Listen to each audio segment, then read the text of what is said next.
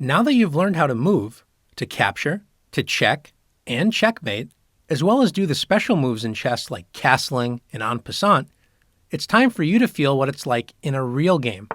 In a real game, nobody is there to tell you what to move. You have to think and decide, what is the right move? Should I move a piece? Or can I capture something? Should I castle? Or try to promote one of my pawns? This is where the thinking part of chess comes in, and you have to try and decide what your best move is. The only way to do this is by looking at the board and considering both your options and your opponent's possible plans, and then trying to decide which move improves your position the most. Sometimes the right move will jump right out at you.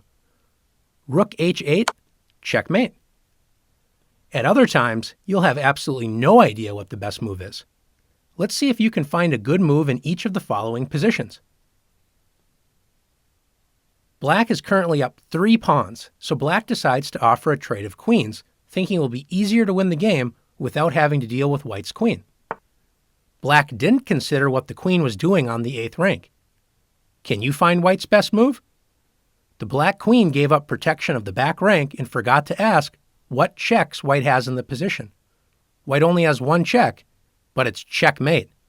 If you found Queen e8 checkmate, great job. This checkmate is known as a back rank checkmate.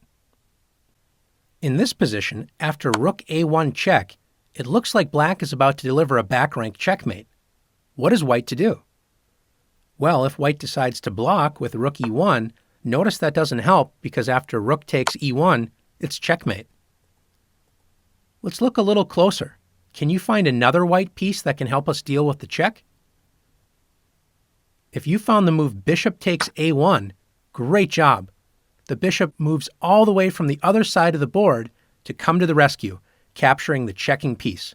Remember, if you can capture a checking piece, this can often be the best way to get out of check. In this position, what do you think is White's best move?